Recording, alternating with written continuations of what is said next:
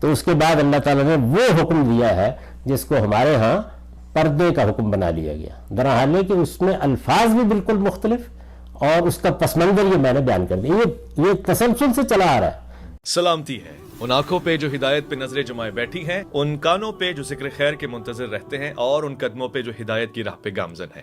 ہم یہ چاہ رہے تھے کہ اس پر آپ کا نقطہ نظر جانیں اور ایک علمی انداز میں سمجھیں کہ آپ بات کہاں سے کر رہے ہیں۔ گزشتہ نشستوں میں ہم نے داڑھی پہ بہت تفصیل سے بات کی، پردے کا موضوع شروع ہو چکا ہے، پردے پہ یہ آپ بتا چکے ہیں کہ پردے کی اصطلاح قرآن و سنت اس سے خالی ہے، کوئی چیز نہیں ہے، جو حکم دیا گیا ہے وہ مردوں عورتوں دونوں کو دیا گیا ہے۔ ہم آگے بڑھے تھے اور بڑھنے کے بعد یہاں پہنچ چکے تھے کہ سورہ احزاب کا پس منظر آپ نے بہت تفصیل سے بتایا کہ شروع کہاں سے ہوئی، بات اٹھی کہاں سے ہے، اسی کو آگے جاری رکھیں اور پھر ہم چاہیں گے کہ براہ راست سورہ احزاب کی ان آیتوں پہ آیا جائے جہاں سے علماء نے پردے کے احکام برآمد کیے۔ شروع کیجیے۔ بسم اللہ الرحمن الرحیم۔ اسی ذیل میں میں صرف اس جانب توجہ دلا دوں کہ یہ بات کہ کیا چیز ہے کہ جو وقتی تدبیر کی نوعیت رکھتی ہے، کیا چیز ہے کہ جو رسالت مآب صلی اللہ علیہ وسلم کے ساتھ، آپ کی ازواج کے ساتھ، آپ کے خاندان کے ساتھ، اس وقت کے صحابہ کے ساتھ خاص کوئی حکم ہے، یہ یوں نہیں ہے کہ میں یا آپ بیٹھ کے اس کو طے کر لیتے ہیں یا ہم کوئی قاعدہ بنا کے چلے جاتے ہیں، نہیں، آپ کو قرآن مجید کے اندر اترنا ہے، دیکھنا ہے کہ بات کہاں کہی جائے، اللہ کی کتاب ہی کرتی ہے۔ ہمارے یہاں چونکہ عام روایت یہ بن گئی ہے کہ آپ آیت کو الگ اٹھا لیتے ہیں اور اس کا نتیجہ یہ نکلتا ہے کہ بات کہاں تھی، کس جگہ تھی، کس محل میں تھی، یہ چیز نظروں سے غائب ہو جاتی ہے۔ تو اس لیے میں یہ توجہ دلا رہا ہوں کہ اس سے پہلے کہ ہم سورہ نور کی طرف جائیں، ہم دیکھ لیں کہ سورہ احزاب میں کیا باتیں ہیں جو کہی جا رہی ہیں۔ اس میں نے طرف توجہ دلائی تھی،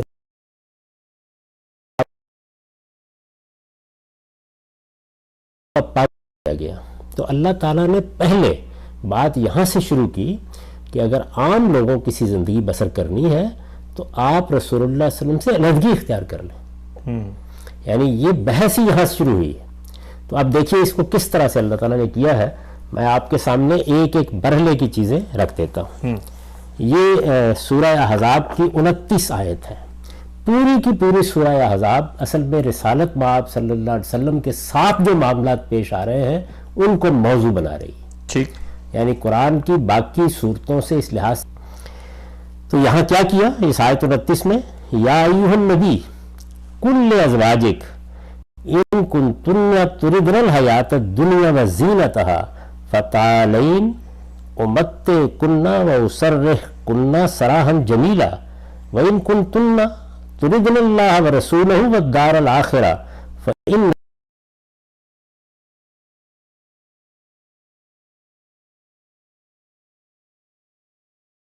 اس کا پیچھے سے رب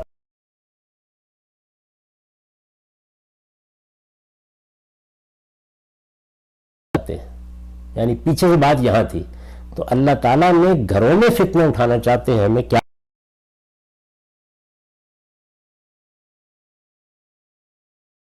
زندگی اور اس کی زینت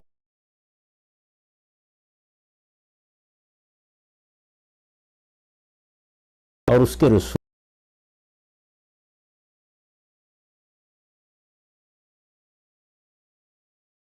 اس لیے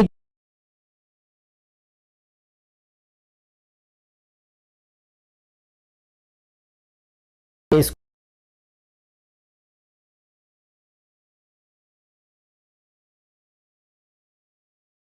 تو ہو جائے۔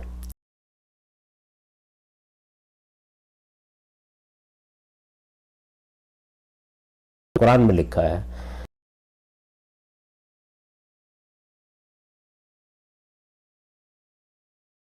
بیان کیا ہے کہ اللہ تعالیٰ کی طرف سے یہ تدبیر، یعنی کیوں کہا گیا رسالت مآب صلی اللہ علیہ وسلم کی ازواج مطہرات کو، یہ کیوں کہا گیا کہ آپ الگ ہونا چاہتی ہیں تو ہو جائے؟ اللہ تعالیٰ کی طرف سے یہ تدبیر اس فتنے کے سد باب کے لیے کی گئی جو منافقین اٹھانا چاہتے تھے۔ اس میں ازواج مطہرات کو اختیار دے دیا گیا کہ وہ چاہیں تو دنیا اور اس کے عیش کی طلب میں حضور سے الگ ہو جائے، اور چاہیں تو اللہ و رسول اور قیامت کے فوز و فلاح کی طلبگار بن کر پورے شعور کے ساتھ ایک مرتبہ پھر یہ فیصلہ کریں کہ انہیں اب ہمیشہ کے لیے حضور صلی اللہ علیہ وسلم کے ساتھ ہی رہنا ہے. ٹھیک. یعنی چونکہ اب کچھ پابندیاں لگانی ہیں, جو اسکینڈل بنانے کی کوشش کر رہے ہیں ان کا سدجواب کرنا ہے, جو فتنہ اٹھانے والے ہیں ان سے اللہ اپنے پیغمبر کے گرانے کو محفوظ کرنا چاہتے ہیں, تو اس میں زائد ذمہ داریاں ہوں گی اور کچھ نئے احکام دیے جائیں گے. تو یہ پس منظر ہے کہ جس میں یہ کہا گیا. طاہرات نے اس کے جواب میں جو کچھ کہا ان سے وہی متوقع تھا. یعنی انہوں نے کیا کہا کہ ہم تو یہ سوچ بھی نہیں سکتے, ہم نے فیصلہ کیا ہے, یہ ہمارا سوچا سمجھا فیصلہ ہے, ہم آپ ہی کے ساتھ رہیں گی. چنانچہ یہ تدبیر نہایت کارگر ثابت ہوئی اور ہر شخص پر واضح ہو گیا کہ اہل بیت رسالت کا انتخاب خود اللہ تعالیٰ نے کیا ہے اور اس حرم کے اندر کسی کے لیے در اندازی کی گنجائش نہیں ہے. یعنی اس سے گویا اس فتنے کا سدجواب کر دیا گیا. جب انہوں نے دوبارہ انتخاب کر لیا تو اب کوئی نہیں آئے گا. منافقین یہ فتنہ جس طریقے سے اٹھا رہے تھے, استاذ امام امین حسن اصلاحی نے اس کی وضاحت فرمائی ہے. یعنی پوری سورہ کو جب آپ پڑھتے ہیں اور پھر اس کی روشنی میں اس وقت کے حالات کو دیکھتے ہیں تو جو تصویر سامنے آتی ہے وہ انہوں نے بیان کی ہے. وہ تصویر کیا تھی؟ اس پوری سورہ پر تدبر کرنے سے معلوم ہوتا ہے کہ اس دور میں منافقین کی ریشہ دوانیاں جس طرح عام مسلمانوں کو اسلام اور نبی صلی اللہ علیہ وسلم سے بدگمان و برگشتہ کرنے کے لیے بہت بڑھ گئی تھیں, اسی طرح منافقات کے ذریعے سے انہوں نے حضرت صلی اللہ علیہ وسلم کی گھریلو زندگی کے سکون کو درہم برہم کرنے کے لیے بھی بڑی خطرناک مہم چلا رکھی تھی. یعنی ایک باقاعدہ مہم ہے جو اس سورہ کے پس منظر میں ہے. منافق عورتیں امہات المومنین کے گھروں میں جاتی اور نہایت ہمدردانہ انداز میں ان سے کہتی کہ آپ لوگ شریف اور معزز گرانوں کی بیٹیاں ہیں, لیکن آپ لوگوں کی زندگی ہر راحت و لذت سے محروم بالکل قیدیوں کی طرح گزر رہی ہے. اگر آپ دوسرے گھروں میں ہوتی تو آپ کی زندگی بیگمات کی طرح نہایت عیش و آرام اور ٹھاٹ باٹ کے ساتھ گزرتی. ساتھ ہی وہ یہ وسوسہ اندازی بھی کرتی کہ اگر یہ یعنی محمد الرسول اللہ صلی اللہ علیہ وسلم اگر یہ آپ کو طلاق دے دیں تو بڑے بڑے رئیس اور سردار آپ لوگوں سے نکاح کریں گے اور آپ لوگوں کی زندگیاں قابل رشک ہو جائیں گی. آگے کی آیات سے یہ بات بھی سامنے آئے گی کہ منافقین کو بھی جب کبھی نبی صلی اللہ علیہ وسلم کے گھروں میں جانے اور آپ کی ازواج مطہرات رضی اللہ عنہن سے بات کرنے کا موقع ملتا تو وہ اس موقع سے فائدہ اٹھا کر ان کے اندر کچھ نہ کچھ وسوسہ اندازی کی ضرور کوشش کرتے. ان کوششوں سے ان کا اصلی مقصد تو حضرت صلی اللہ علیہ وسلم کی گھریلو زندگی کے اندر کوئی اسی طرح کا فتنہ کھڑا کرنا تھا. اس طرح کا فتنہ انہوں نے حضرت عائشہ صدیقہ رضی اللہ عنہا کے متعلق کھڑا کر دیا تھا, جس کی تفصیلات سورہ نور میں آپ پڑھ چکے ہیں. ورنہ ادنا درجے میں یہ فائدہ تو ان کو بدیہی طور پر نظر آتا تھا کہ اس سے ازواج نبی کے اندر بے اطمینانی پیدا ہوگی. اور کیا عجب کہ اس طرح کی کوئی شکل نکل آئے کہ وہ آپ کی ازواج کے ساتھ نکاح کرنے کا جو مضمون ارادہ رکھتے ہیں وہ پورا ہو جائے. یہ صورتحال کیا ہے؟ منافقین و منافقات کی ان چالوں سے اگرچہ امہات المومنین رضی اللہ عنہن بالکل بے خبر نہیں تھی, بعض تلخ تجربے ان کو ہو چکے تھے, لیکن شریف کریم النفس اور باحیا لوگوں کا طریقہ یہ ہوتا ہے کہ کوئی شخص ان کے سامنے اگر ہمدردی اور خیرخواہی کے انداز میں بات کرتا ہے تو وہ اس کے کھوٹ سے واقف ہوتے ہوئے بھی اس کو جواب نرمی سے دیتے ہیں.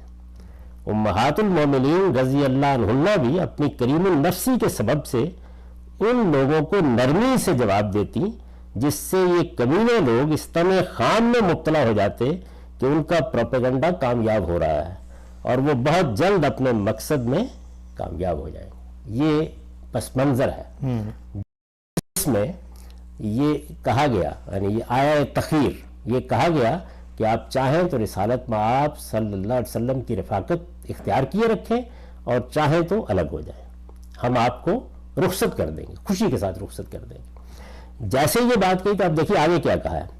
یا نساء النبی من یات منکن بفاحشۃ مبینۃ یضاعف لها العذاب ضعفین, نبی کی بیویوں تم میں سے جو کسی کھلی بے حیائی کا ارتکاب کرے گی اس کے لیے دوہرا عذاب ہے. वकान ज़ालिका अलल्लाहि यसीरा, और ये अल्लाह के लिए आसान सी बात है। वमन यक़नुत मिनकुन्ना लिल्लाहि व रसूलिही व तामल सालिहन नूतिहा अजरहा मर्रतैन व अतदना लहा रिज़्क़न करीमा, और तुम में से जो अल्लाह उसके रसूल की फरमाबरदार बनी रहेंगी और नेक अमल करेंगी, उन्हें हम उनका दोहरा अजर अता फरमाएंगे, और उनके लिए हमने इज्जत की रोज़ी तैयार कर रखी है। यानी यहाँ से तमहीद उठाई गई है, गोया बता दिया गया है कि अब तुम्हारी एक ख़ास हैसियत है, इस हैसियत का लिहाज करके जो बातें अब कही जा रही हैं वो तुमको सुननी है। इंतखाब कर लिया तुमने दोबारा रिसालत में आप सल्लल्लाहु अलैहि वसल्लम का, तो अब सुनो। अब वो क्या कहा है, या निसान नबी लस्तुन्ना का मिनन निसा, नबी की बीवियों तुम आम औरतों की तरह नहीं हो, यानी तुम्हारी हैसियत ही बिल्कुल मुख्तलिफ है। तुमसे पैगंबर पहचाने जाते हैं, पैगंबर का घर पहचाना जाता है। अगर तुम्हारी हैसियत मजरू हो गई तो इसकी जद किस पर पड़ेगी, अल्लाह के पैगंबर पर पड़ेगी, और अल्लाह के पैगंबर पर जद पड़ने का मतलब है कि पूरा दीन, पूरे दीन की दावत सब कुछ मजरू हो जाए। तो अब ये देखिए कि क्या किया, यानी पहले क्या फरमाया कि तुम्हें हक दे रहे हैं हम, तुम चाहो तो दूसरी जिंदगी इख्तियार कर लो। उसके बाद ये बताया कि अपने मर्तबे के लिहाज से तुम पैगंबर के घर में हो, आखिरी दर्जे की हुज्जत तुम पर पूरी हो चुकी है। अब अगर इस हैसियत को कबूल करके साथ देना चाहती हो तो ये समझ लो कि इसके बाद गलती हुई तो सजा दोहरी है, और जो कुछ इन पाबंदियों को कबूल करके तुम जिंदगी में एक लिहाज से इशार करोगी तो उसकी जजा भी दोहरी है। यानी बहुत इंसाफ के साथ उनके लिए पहले एक कानून का ऐलान किया, उसके बाद तमहीद उठाई कि या निसान नबी लस्तुन्ना का मिनन निसा, तुम आम औरतों की तरह नहीं हो। ये जो आम औरतों की तरह नहीं हो, इस पर मैंने एक छोटा सा नोट लिखा है। मतलब ये है कि रसूलुल्लाह सल्लल्लाहु अलैहि वसल्लम के साथ निस्बत व ताल्लुक की वजह से तुम्हारी एक खास हैसियत है, जिसको तुम्हें हर हाल में महफूज रखना चाहिए, और कोई ऐसी बात नहीं करनी चाहिए जो इस मर्तबे और मुकाम के मुनाफी हो। तुम्हारे हर तर्ज अमल के असरात उस दावत और मिशन पर होंगे जिसके लिए खुदा ने अपने पैगंबर को मबूस फरमाया है। तो यहां से बात शुरू हो रही। अब उसके बाद वो अहकाम है जो दिए गए हैं। वो क्या अहकाम है?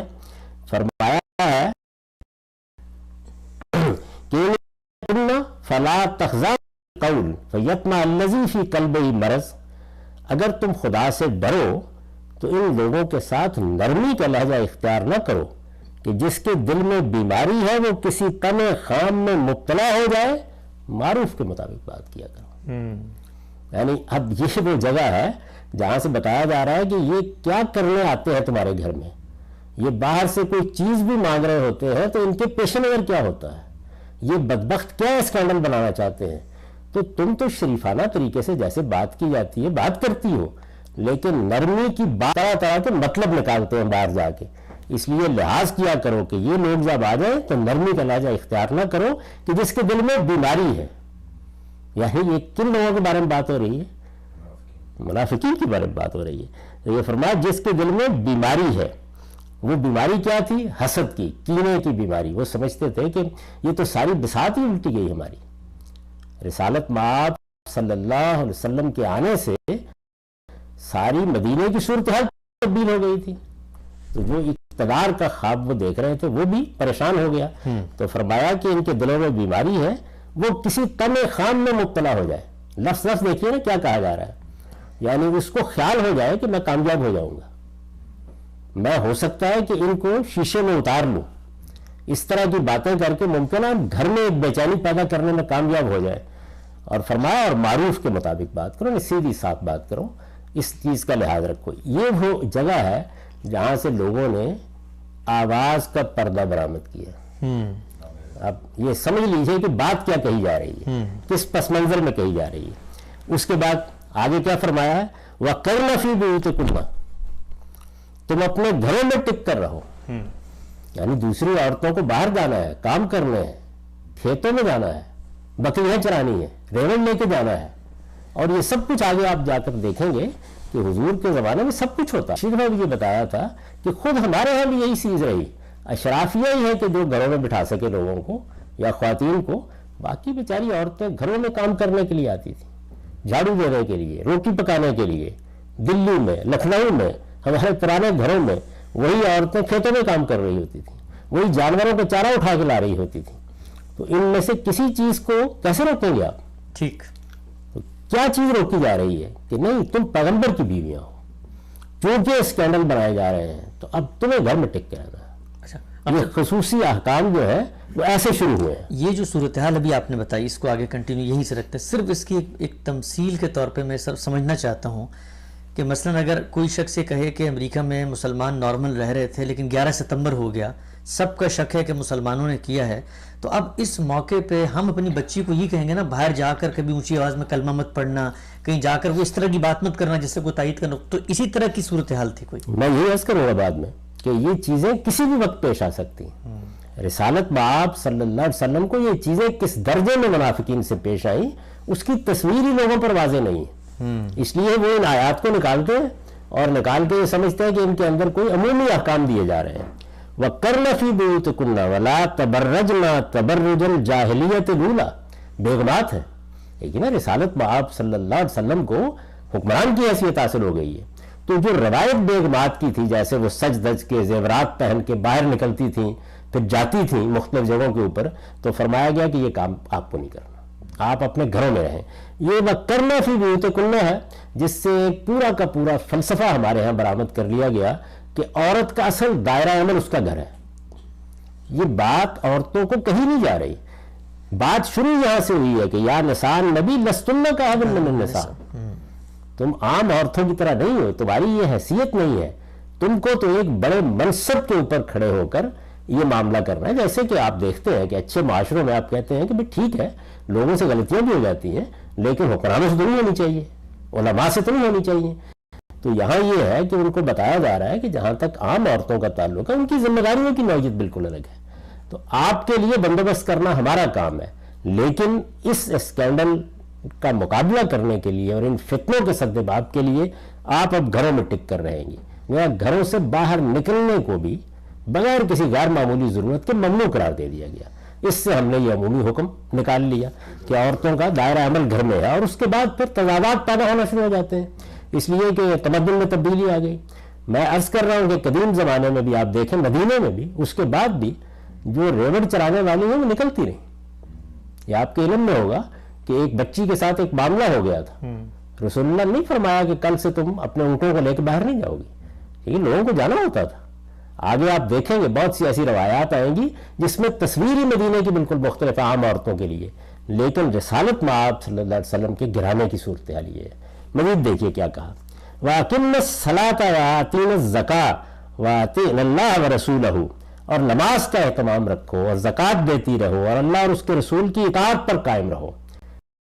لوگ خیال کرتے ہیں کہ یہ کوئی پہلی بار احکام دیے جا رہے ہیں. عربی زبان کی اس پہلو سے پوری طرح واقف رہنا چاہیے کہ اس میں فعل جو ہے وہ موقع کے لحاظ سے استعمال ہوتے ہیں.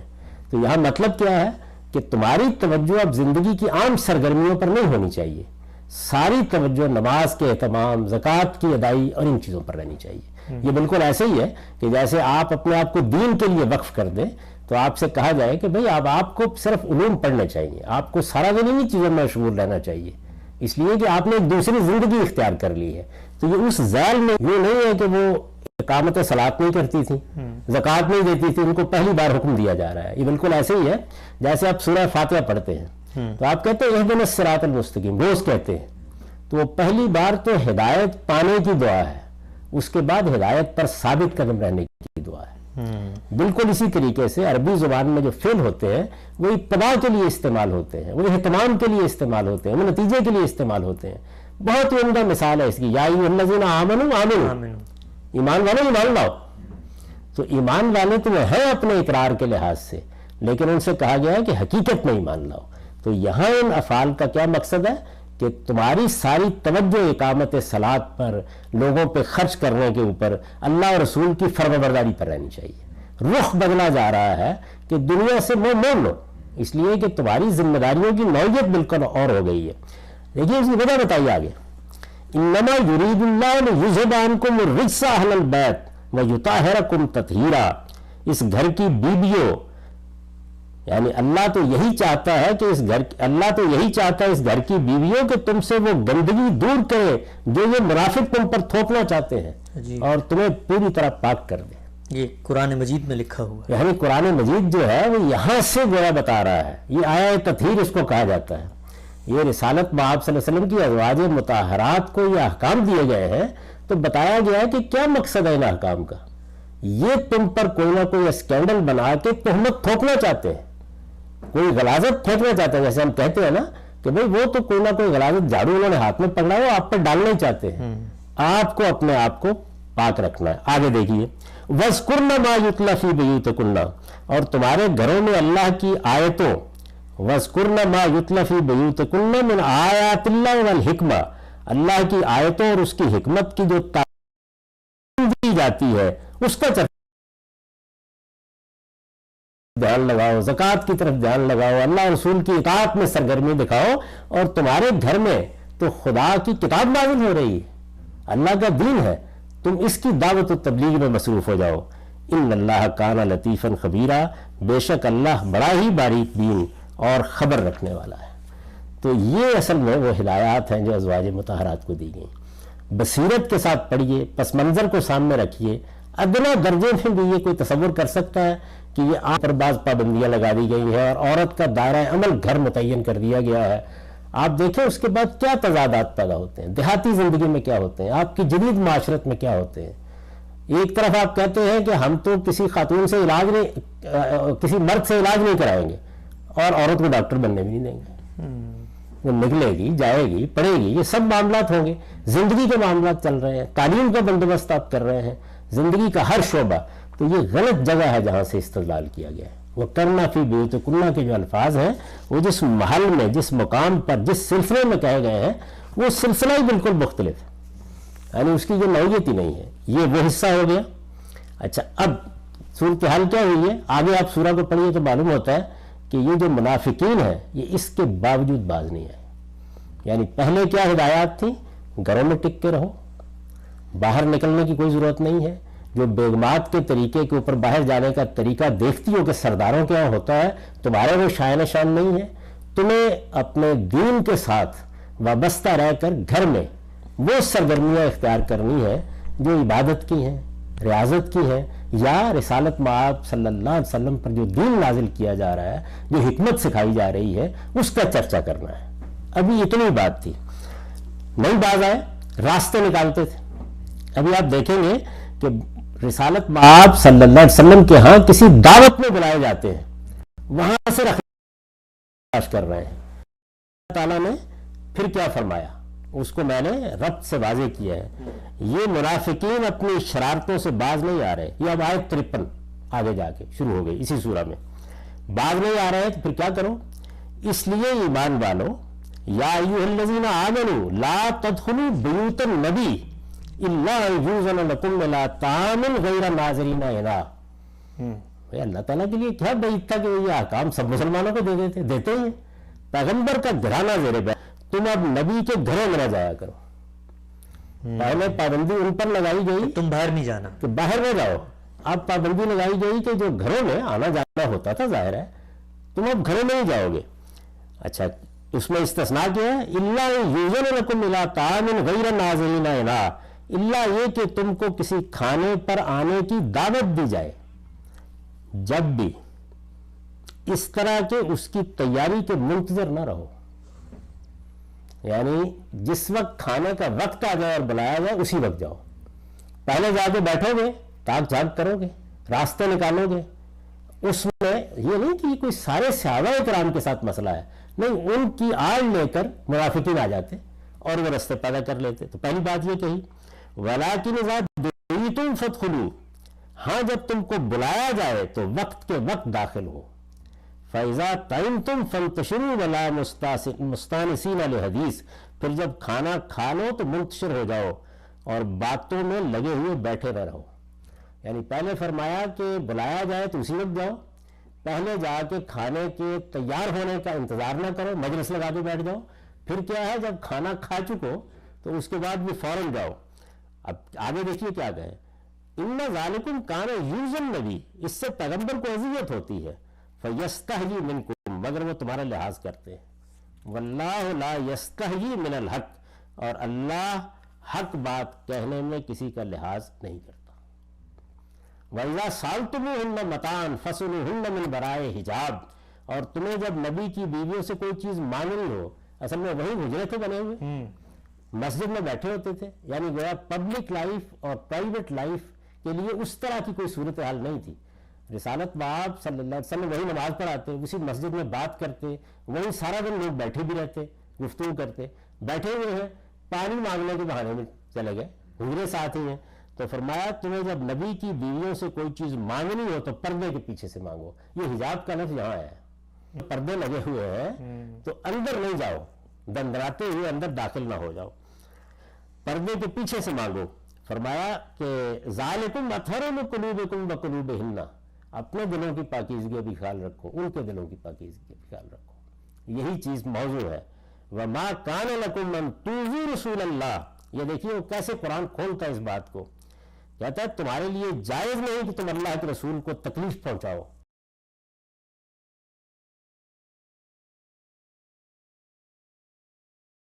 کہ اس کے بعد تم اس کی بیویوں سے کبھی نکاح کرو.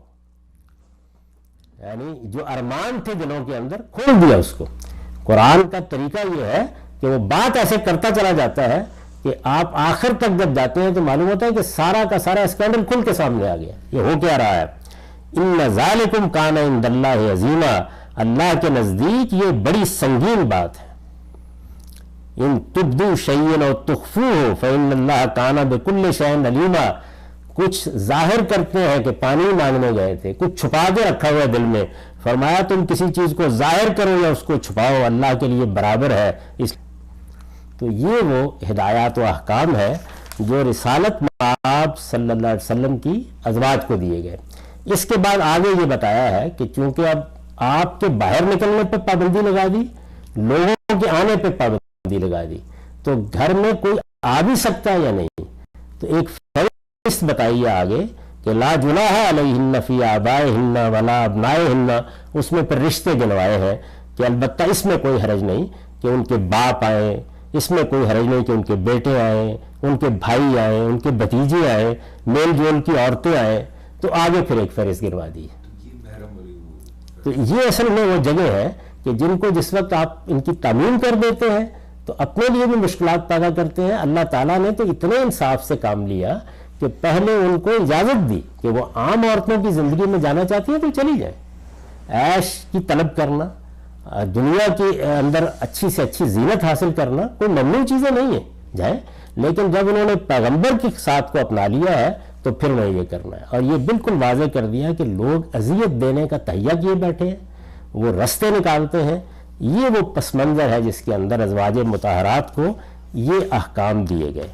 اگر یہ بات سمجھ میں آ گئی ہے تو اس پس منظر کو بھی بہت اچھی طرح سمجھ لیجئے جو اس کے اندر چھپا ہوا موجود ہے. اور میں آپ پہلے بھی عرض کر چکا ہوں کہ یہ ایسا نہیں ہے کہ میں اس میں منفرد ہوں. ہمارے جلیل القدر اہل علم کی ایک بڑی تعداد بہت اچھی طرح سمجھتی ہے کہ یہ سب ہدایات رسالت مآب صلی اللہ علیہ وسلم کی ازواج مطہرات سے متعلق ہیں. بلکہ میں آپ سے عرض کرتا ہوں کہ جب تاریخ میں جاتے ہیں تو معلوم ہوتا ہے کہ اگر کچھ دوسری خواتین نے یہی طریقہ اختیار کرنے کی کوشش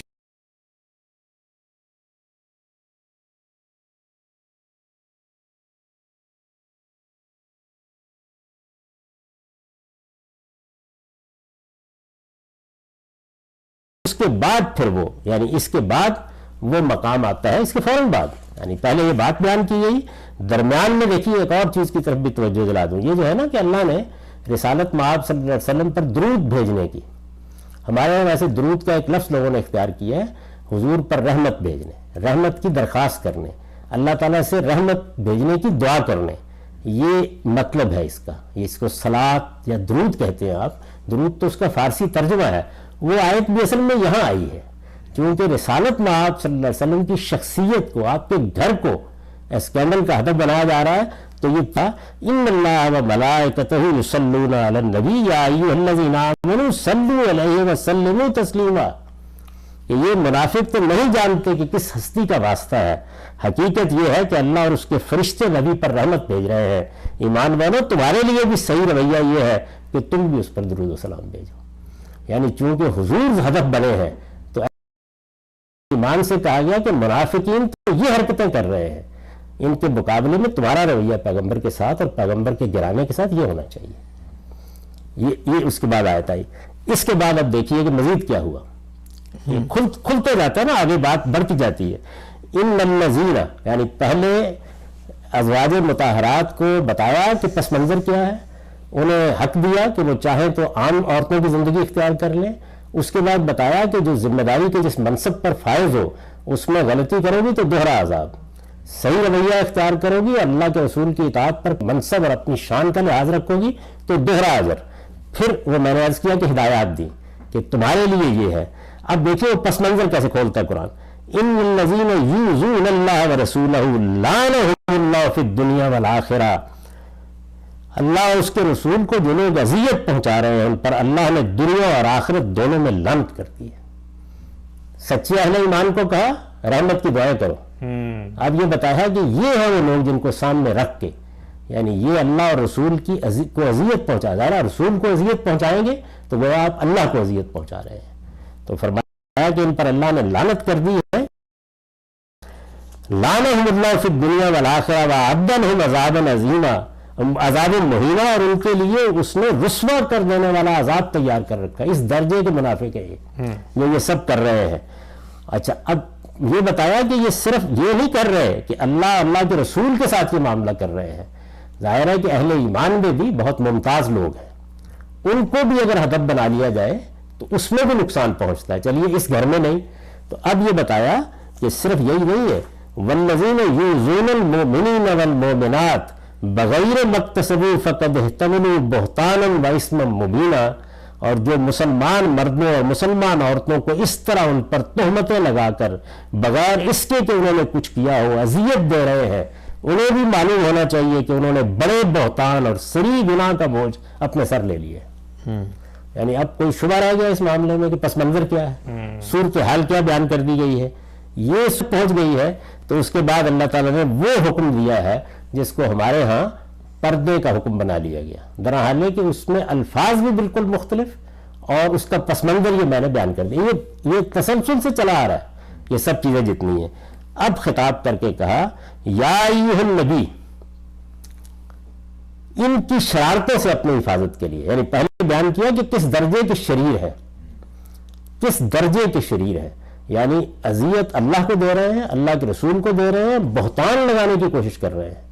انہوں نے آخری درجے کے گناہ، اس سے بڑا گناہ کیا ہو سکتا ہے کہ آپ بے گناہ لوگوں پر تہمت لگائیں، اور اگر تہمت لگانے کے لیے ہدف پیغمبر اس کا گرانا یا صالحین مومنین کو اختیار کر لیا جائے تو پھر تو اس پس منظر میں آ کر اب یہ کہا کہ اے پیغمبر اب اپنی بیویوں، اپنی بیٹیوں اور عام مسلمان عورتوں سے کہو کہ وہ بھی یہ احتیاط کرے۔